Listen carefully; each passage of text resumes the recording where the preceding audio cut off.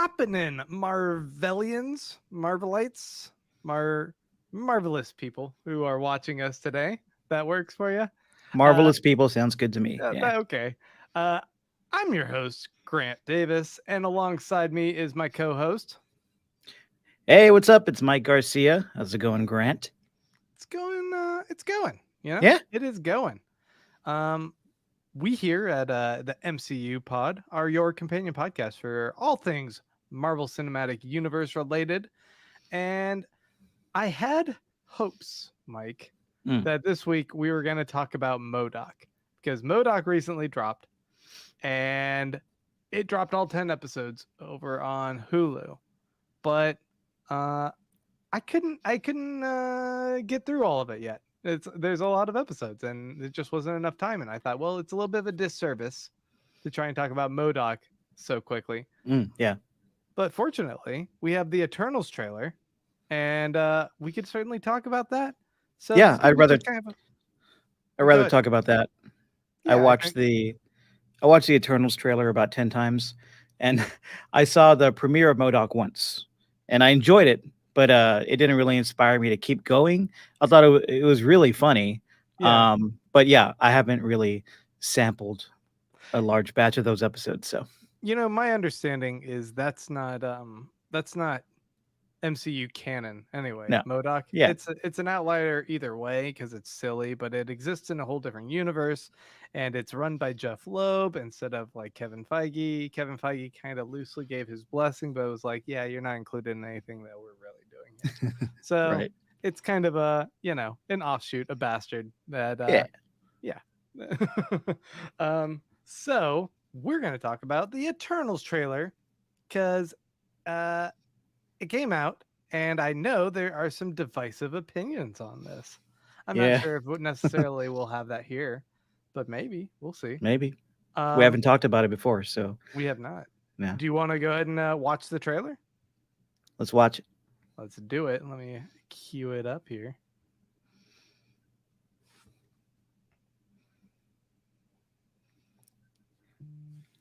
I do not hear it. You're not hearing anything? No, sir. Oh. Well, I can see it though, and it looks beautiful and all its Terrence Malick-esque. That is something. But this is a loose hang, and I didn't intend for it to be that loose of a hang. So what we're gonna do is we're gonna go ahead and reshare. Oh, Kern says he's been in no rush to watch MODOK.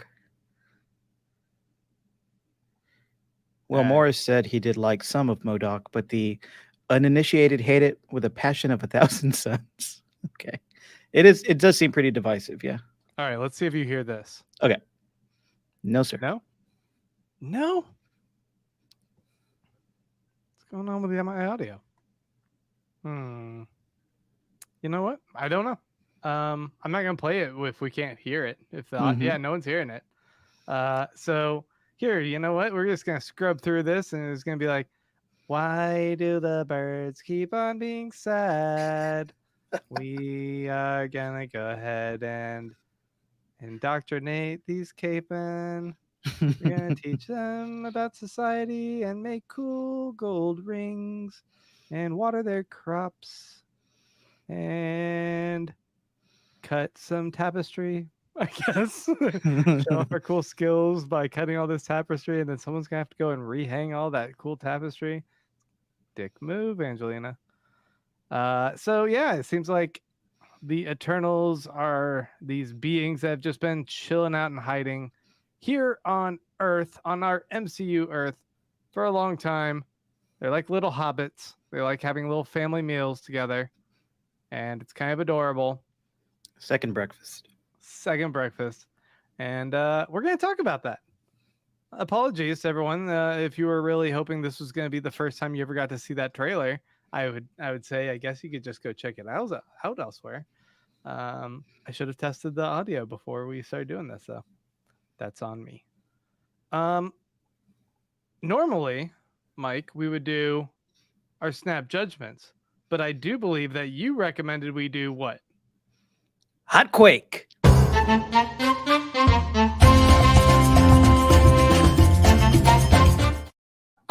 You made one, you bastard. I made this as soon as you said I should make one. I No made it shit. that quickly. Wow. Wow. Do you see? I didn't I even love listen to it. what the song was. I was just like, put something samba in there. It's Uh, very very sexy. I love it. well, we didn't get to watch the trailer properly, but When what did you think of it? I like it. I love it when superhero movies have like an original voice and a unique style, or at least they're something behind you. Are you okay? Holy moly, Oh, the are you hearing that thunder as well? it's like the whole entire house is shaking like an earthquake. This is Yeah. bonkers. It's a wild night in Austin. Yeah, it's crazy. I'm We have sorry a to cr- interrupt. we have a crazy. I'm hearing it over here too, and I'm like, what, 15 miles away from you? Wow. Yes. Okay. So hopefully we don't get an outage, but I like this trailer. I love it when superhero movies have like an original voice and are like very unique, have a unique style, or at Mhm. least when they are made by filmmakers who have previously presented a strong original voice and a unique style in their work. I love like the creator driven vision, right? Right. It's not just like Marvel by numbers. I think with a creator driven vision, like that's how you get standout MCU movies like Thor Ragnarok. You bring in Taika Waititi and he brings his unique comedic style and visuals to it, or like the Guardians films, which are very much imbued with James Gunn's like acerbic sensibility. And it's a And great analog since like they're also unknown kind of characters like the Eternals to most of the audience. very much, if you think about the Guardians, it was new in so many ways as an MCU property, and that was a great way to establish what they were, and a great way to like experiment in that way because they were like C-list characters, kind of like the Eternals. So I'm really happy that Marvel handed the Eternals to Chloe Zhao. Maybe it's Zoe, I'm not sure, who recently won Mhm. the Oscar for Nomadland. Right. And that certainly has a unique style. Like her movies are largely naturalistic looking and really romantic with lots of like these wide cinematic shots that are grounded in natural elements with like practical locations and surroundings that evoke like the beauty of our world. Like her But movies focus on the realness of the surroundings and the characters and the landscapes. And I think that brings kind of like a certain graceful romanticism to her movies, and also like a very natural gravitas. Like I said, really similar to Terrence Malick's movies, like The Thin Red Line and Badlands. So right. it's exciting that she's bringing that like naturalistic visual style to the MCU. It's different, but it's definitely what we see in this trailer. Like we don't really get a lot of the plot elements or really like understand who the characters are. It's more of a vibe that we get from this thing, real naturalistic vibe. And it feels like really different and really confident. Like you can tell Marvel's confident with this project. Like from the casting to the filmmaking, uh, and the tone of this trailer, this feels sort of like a more artistic prestige movie, almost like an epic drama that just happens to be an MCU film, and that's really exciting. It can be risky to deliver something so different and maybe more visually grounded like this, but I don't know, based on the track record of Marvel and everybody involved, I think it's going to be successful both creatively and at the box office. And I can understand why there are mixed reactions to it in the fan community because it's just kind of a risky thing. It looks so different and feels so different, but I like risks and I like that creator driven vision, and I'm Yeah. excited to see it. Um for my part, I think that this trailer sorry. Uh it seems like a teaser trailer because like Yeah, it's not really saying a whole lot. yeah, We're we're getting a very gentle introduction into the Eternals because the Eternals are an interesting concept that requires a little bit of handholding, I think, with how they kind of play out the trailers to introduce you to this concept that they're integrating into what has already been established as like our MCU world. So I think that this first trailer here is just trying to establish that the Eternals are beings that have been secretly on our planet for a long period of time.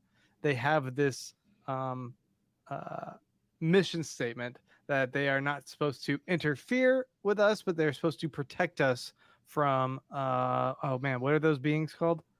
The The the derivatives? No. der- deviants, Deviants, the derivatives. the derivatives that works as well. So they're just supposed to kind of like hang tight, keep guard on things, and if the deviants show up, they got to kind of fight them. But otherwise, they're the Eternals. They just kind of live around here.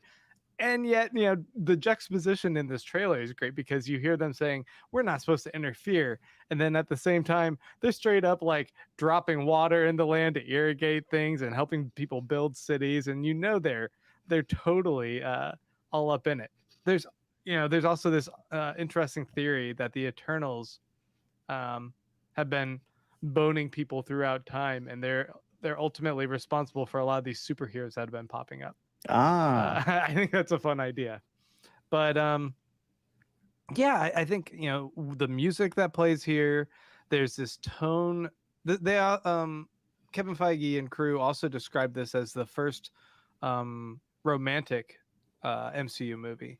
So I think yes. it's going to be really heavily playing into this love story between um, Cersei and Rob Stark.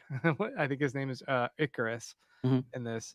Um, but I don't know. I think I'm very excited to see something different as well in the MCU, and a story that traverses time and traverses the scale of the planet, to bring these characters back together after the events of Endgame. I think is kind of a fascinating concept. In fact, like I was reading the premise, it says the premise is after an unexpected tragedy following the events of Avengers Endgame, the Eternals, an immortal race created by the Celestials who have secretly lived on Earth for 7,000 years, reunite to protect humanity from their evil counterparts, the Deviants. But that first part, an unexpected tragedy following Endgame, I'm kind of curious. Like, what do you think that means? I think that's going to be a personal tragedy that is specific to these Eternals characters. And Like it the might death of be one of them? maybe not the death of one of them, but maybe the Eternals comics that I'm familiar with are the ones that Neil Gaiman did in the early aughts, like in 2005, 2006. Mm-hmm. And in that version, which I believe is the version that has gone on to reset the Eternals canon within Marvel to this day, a number of the Eternals characters didn't know who they were.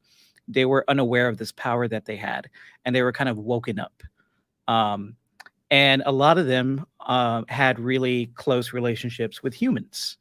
And I think maybe this tragedy that is being referred to in that log line, maybe there is a human character or a community that is killed or destroyed or harmed in some way that some of these Eternals characters care about, and Mm. that to a great degree, and that inspires them to get involved more with humanity as an Avengers like team. You know. I like the idea that like they've been here so long that part of them has kind of forgotten their past. They Hmm. forgot their mission statement there that they're Eternals and whatever. They're just kind of lost in their lives, and even when they're like watching Thanos, they're like, "Oh damn, man! I hope the Avengers save us." Yeah. And then suddenly they're like, hold up, we all have powers and we need to go have a family meal with Gilgamesh here over at his house, and remember who we are and have a little family gathering. I mean, that would be a good way to kind of explain why they had no part in Endgame and Thanos, or Ultron, or Loki, like any of these kind of skirmishes. They Yeah, weren't involved in protecting the planet at that point. that makes sense to me because they were born from the Celestials as these eternal, magical, mystical beings, but they've lived so long on Earth and adapted to humanity that they they're not like the Avengers. They didn't come together and say, we have powers or we need to build a suit and have powers to protect people. Let's do this. They didn't have a mission like the Avengers did. The Right. Avengers started from a mission, from a purpose to protect, um, whatever that meant. And these guys were just kind of born as super beings and went about their lives. So, they're not necessarily they in this movie. It seems they don't start out as a team like the Avengers. They're just people. Right. We got a couple hot quakes from you viewers. No, Will Morris says, I think the Eternals will be the most polarizing movie Marvel will ever do, yeah. which is yeah, that's interesting to think about. Well, I mean, Uh, we got a very multicultural cast, which is amazing and great. We have a filmmaker of Asian descent, having probably the most creative reign that we've seen in the MCU project, and we have the first gay superhero character from MCU going to be on screen. I think Brian Tyree Henry is playing that character, okay. Fastos. And we have the first hearing impaired superhero in this movie. I don't remember who the character is, but I know it's one of the main characters.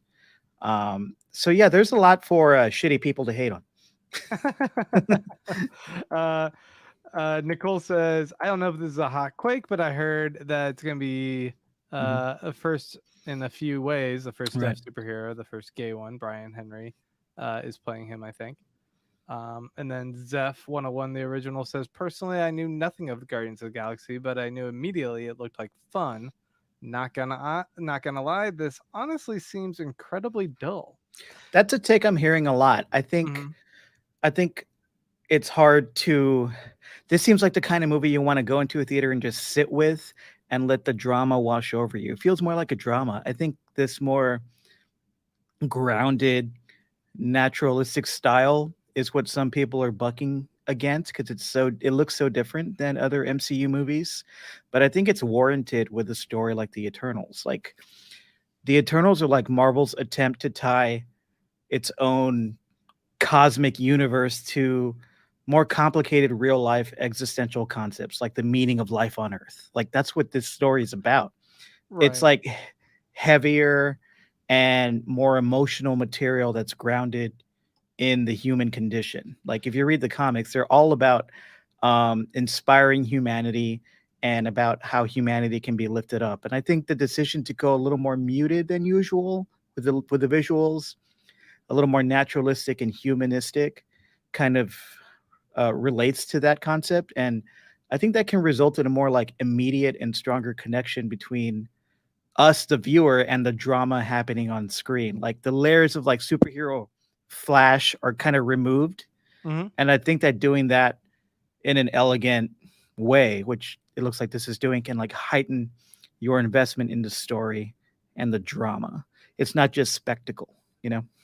Right. And once again, I feel like the um the this particular trailer was downplaying a lot of the more traditional action elements that we're used to seeing. In fact, a lot of this trailer that we saw could take place in the first 10 minutes of the movie, Hmm. because it seems like most of this movie is going to take place in modern time, but they were showing this kind of these Eternals have existed throughout time, and this is spanning thousands of years.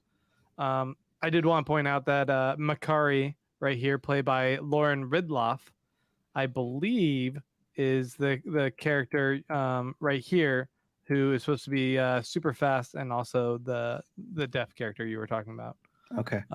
Brian Tyree Henry, you may remember as Paperboy from Atlanta. He's also the voice of Miles Morales' dad in Spider-Man Into the Spider-Verse. He's awesome. Very excited uh, to see him in here. I guess that Also he played a podcaster in the Godzilla versus Kong. we don't have to remember everything that he did.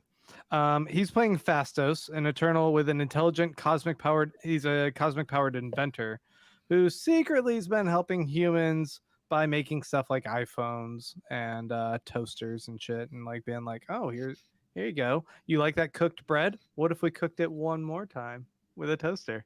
Isn't that Oh, brilliant? Think about it. Let's see. Should I keep going through the characters here? yeah. Because I think somebody said your large photo with everybody was missing oh Cersei, but right, you I probably didn't have her make here. that. I Yeah. didn't make that, but yeah, Ah, it is totally missing her, and there's a couple characters that seem to be missing. yeah. I was like, what's up with that? This character, Don Lee, is playing Gilgamesh, the strongest Eternal, who can project an exoskeleton of cosmic energy.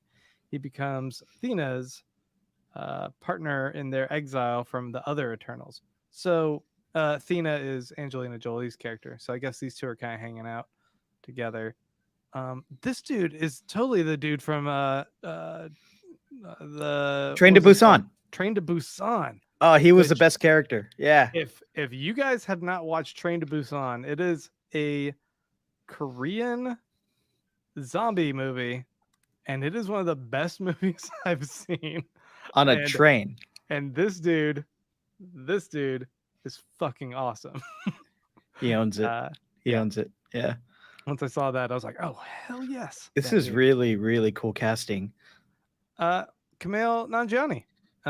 He doesn't pop up too much in the trailer, but Hmm. my understanding is that he went on to become a Bollywood star in India. Is part of the plot point for his Right. character, Yeah. and He's supposed to be the character that's in the comics he was really full of himself and had a huge ego. mm, And I think in the comic book he was a Hollywood star. his name is Kingo. He can project cosmic energy projectiles from his hands, so kind of like Blink or Gambit. I mean, basically these are kind of like X-Men characters in a way, right? Yeah, I think though what's cool about this, and also like the X-Men, but maybe to more of a degree with the Eternals, the appeal is more about their personalities and their relationships to the humans who they love on Earth, and less about their flashy powers. Mm-hmm. Athena, who's played by Angelina Jolie, is a fierce warrior who can Woohoo. form any weapon out of cosmic energy, and um, I think she's the greatest example of Jack Kirby, who created the Eternals, was definitely trying to do a play off of like, what if the Eternals were the initial characters for a lot of the gods that developed from ancient culture, and so Hmm. Athena was a proxy for Athena in Greek mythology. So that was kind of the attempt that was being made there. And then I was reading that's interesting because I was reading that Zeus is actually going to be a character in the upcoming Thor movie, and it's going to be Right. played by what's his name, Russell Crowe. Russell Crowe. Yeah. So I don't know. I guess they're going to be attempting to bring in some other mythology here. Next character. Let's see. This is Sprite. So Sprite is a character played by Leah McHugh, an Eternal who can project lifelike illusions, which sounds kind of like Loki, kind of like what, making animals and making duplicates of herself, maybe, Hmm. uh, or themselves. I'm not sure if. Or like a fake ID so she can go buy some liquor. Yeah. A 12-year-old, she plays a 12-year-old child, but she's stronger and cleverer than she looks. And I think in the comics, she kind of turns evil, Mm. if I'm recalling correctly, but that Yeah, might not be the case here. it's been over a decade since I read that Neil Gaiman series. I Hmm. remember loving it and loving the vibe. I don't remember specific plot points at all. Right. This is Cersei. Let me get that off there. Cersei. Cersei, played by Cersei. Gemma Chan, an Mhm. an empathetic Eternal with an affinity for humankind who can manipulate matter. So she's the one who's dropping her hand in and like bringing water out. She seems to. Uh, she has a love affair with Icarus that spans centuries, and she poses as a museum curator on Earth, just like Wonder Woman, I guess. I was gonna say Uh, like Diana Prince. yeah. And she's supposed to be the main character. Right. So all the more damning that my first graphic did not include her in it. But But you did not make that graphic, I so didn't make it. I just stole it from the internet. yeah, you're off the Yeah. hook. Okay. And then I think, I might have skipped what's his name? Richard Madden. Barry Coe here Mm. is going to be playing the character, or Barry Cohen, Druig, who's an aloof Eternal who can use cosmic energy to control the minds of others. Oh, kind of like Professor X. He kind of withdraws from everyone. He doesn't like that they're interfering too much with people on Earth. And I like that actor. He was in What was he Dunkirk. in He was in before? Dunkirk. I remember that Oh, one in yes, particular. yes, yes. Yeah, yeah, Yeah. yeah. Oh, and then look who else. Another Stark shows up. Kit Harington The King of the North playing himself. the Black Knight, who is a character who also ends up joining the Avengers later on. There is a love affair between him and the Cersei character as well in the comics. So the Stark boys are battling it out here. It seems. Here we go again. Yeah, yeah. And then let me see if I had a picture of what's his name. Well, we can just go with this lead picture. Mhm. Richard Madden here Mm. is going to be playing Icarus, and Icarus is the head of the squad of Eternals. He can fly and project cosmic energy beams from his eyes. So Cyclops, all of them have an ancillary. That one's Cyclops. Mhm. And I don't think I had a picture for Selma Hayek for Ajak. Oh yeah, she's there. Um, who is she?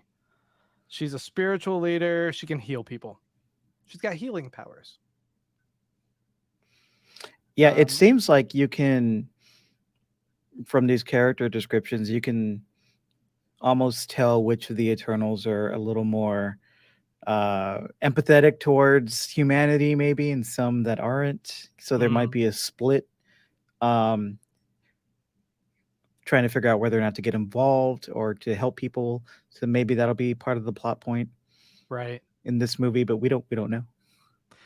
Yeah. So when going through the rest of the trailer, we see that they show up on some spaceships way back when, and they're like, "Hey, we're gonna kind of lay low here and hang out on the beach and form a little posse, and we're gonna I protect you guys."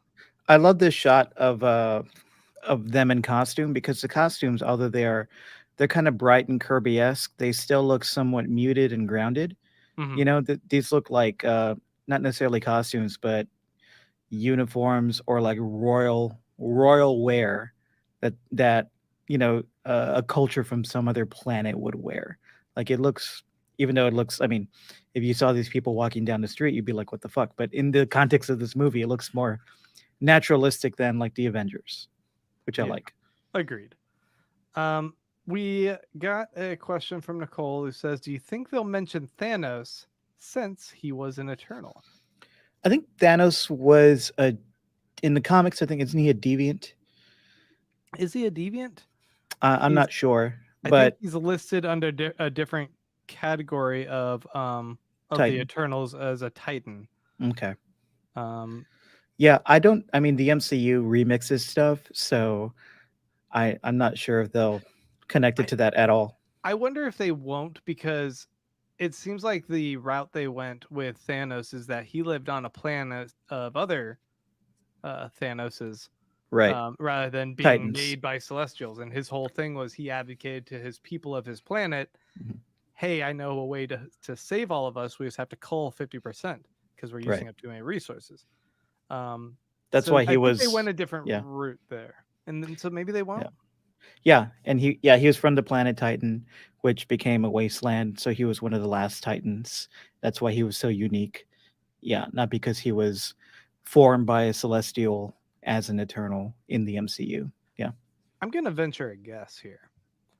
I think they will present the Eternals, and I wouldn't be surprised that, since it's such a huge cast of characters, I bet they kill off a lot of them. I bet that we will be presented with about what, like 12 of these Eternals here. Let me pop them on screen. There's a ton here on the beach. There's even some off screen. Um, and if they kill a bunch of them off, and then we're left with a few little stragglers that they don't do another Eternals movie, they just kind of get folded into other franchises. That would be cool. I mean, the tone of this movie, the feel of this movie, just seems like it's going to be this really long epic drama that really goes for the feels. It You feels know? like there's tragedy Mm-hmm. kind of Mm-hmm. baked into it, and Yeah, so like this romantic tragedy. hmm So yeah, we're definitely going to see some. It's going to make us love some characters and then kill them. Yeah. yeah. If they do it right. Will I I Morris says, "Weird I, fact: I was watching Train to Busan today. Good, watch that movie, I everyone." haven't seen the sequel. They put out a sequel. I don't It know. didn't come out yet, did it? I thought I saw it on one of the streaming services. Yeah. Okay, Mhm. I'm gonna watch that in a minute. Yeah, Bye, guys. yeah. Again on the Eternals, I watched this trailer and I'm like, I'm ready for it. I want to go into a theater and I want to just be swept away and I want to cry. you know, like that's the vibe I'm getting, and I want that. Yeah, I mean, there's some beautiful shots, and I liked what you were saying at the very beginning with your assessment of like the kind of world spanning nature of this. Hmm. Let me. I was gonna pull up some of these shots here because I think that yeah, you Mm. completely nail it. Like there's just some beautiful, expansive cinematography going on here.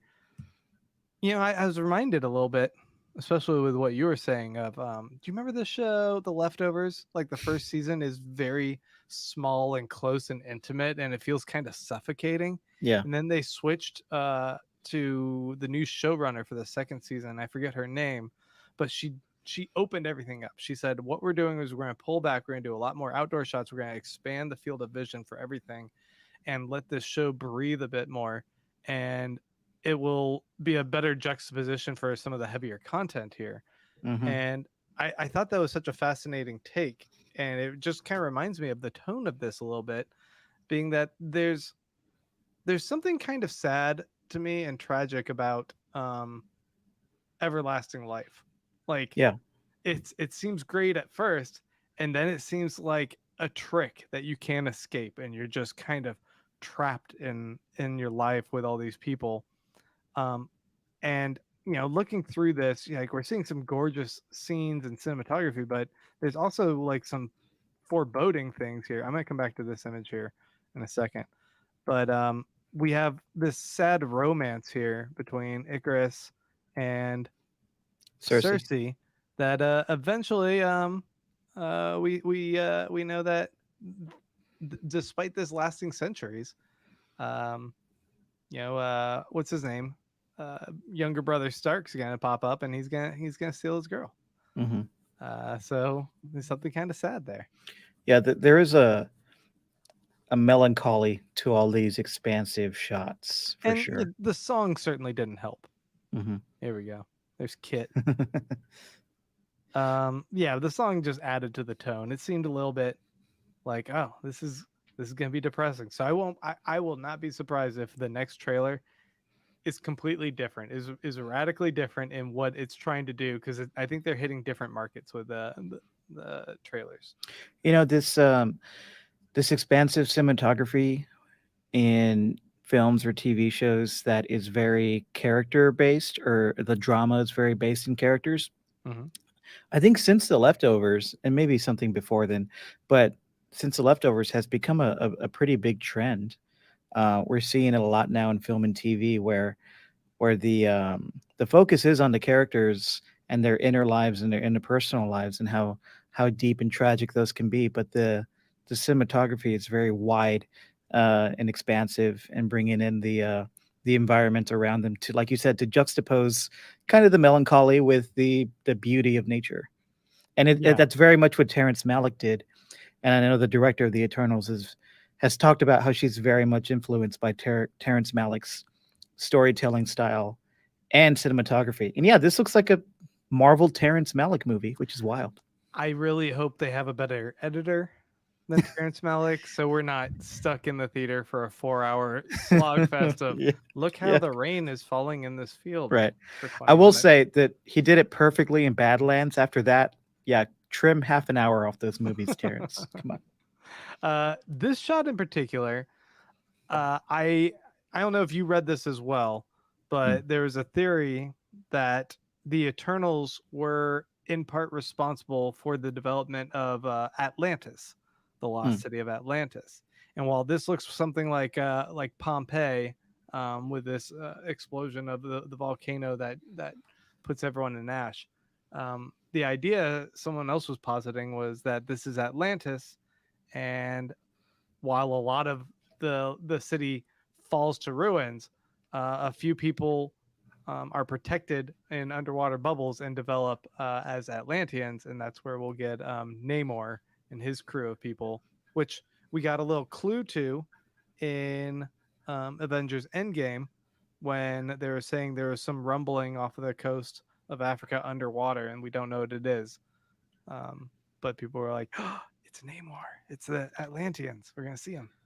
I rarely get super excited about the prospect of a brand new Marvel movie setting the stage for another franchise coming up, you know? Mm. But I'm a million percent here for Namor in the MCU because he's such an asshole and he's so fun. And the Atlanteans are crazy. And I really want to see that. So I hope you're right. Also, people are talking about maybe the Eternal sets the stage for the mutants, but it's kind of like that's what we're guessing with every new Marvel property. So who knows? We don't Like, know. yeah. One other thing I'll point out here, this little Easter egg. Sprite seems to be on this plane with some dead bodies here in the background. I don't know what's going on, but seems a little twisted. But if you look right over here, and I'm not sure if everyone can see my mouse, Oh, yeah. that is Captain America's original shield, apparently on this plane. Kind of neat little thing to see there. Neat Easter egg. It makes sense that if these people are around forever, that they would become fans of the extraordinary humans that they see pop up and maybe would, get some collectibles, right? Yeah, yeah. I could totally see that. Hmm. Um, yeah, I think overall what I've seen here is exciting, and it's Marvel. I trust in their vision and how they curate these things. I do think that they're not going to be so edgy that anything's going to ostracize too much of their audience. They are more reliant on the money to not ostracize a bunch of people. So this will just kind of tread a line and show a little bit more of an artistic direction that they can kind of take to introduce us to this new line of characters. I think that one of the reasons, maybe, and this might sound cynical, but it's not meant to be, one of the reasons that they're able to um, experiment or take a risk with this more artistic direction and with handing Chloe Zhao the reins like never before is because it seems like this can play to more of an international audience, Hmm. and and collect the money that way. Right. So I think either way it'll be a hit, even if American audiences aren't wild about it like we were about Endgame. Uh, Kern says, I want to see Namor on screen and then eventually him encountering the Fantastic Four. Yeah. Totally feel that. Rich Murphy says, I just want Namor and X Men to come into the MCU so we can somehow get the scene from Civil War where Wolverine wears an Iron Man suit. Awesome. I would say that's never going to happen, but we've seen crazier things in the MCU, so that might happen. Yeah, I think Zeph 101's got a good point here. I don't think they'll even touch the mutants until after Fantastic Four. One new big franchise probably at a time. Yeah, I think they're doing it right. They're probably taking their time trying to figure out exactly how to do it in a fresh way, since Mm, we've had over a decade of X-Men and mutant movies. So we even had a TV show recently, The Gifted, which was oh, right. yeah. Will Morris says the sequel to Train to Busan is on Shudder, I think. I think that's Uh, where I saw it listed. Yeah. got it. Keeping you guys updated on something completely unrelated. But It's related. You got an Eternal is in the original Train to Busan. So this is fair. mhm. So yeah, I guess that's about it. Do you have any other closing thoughts?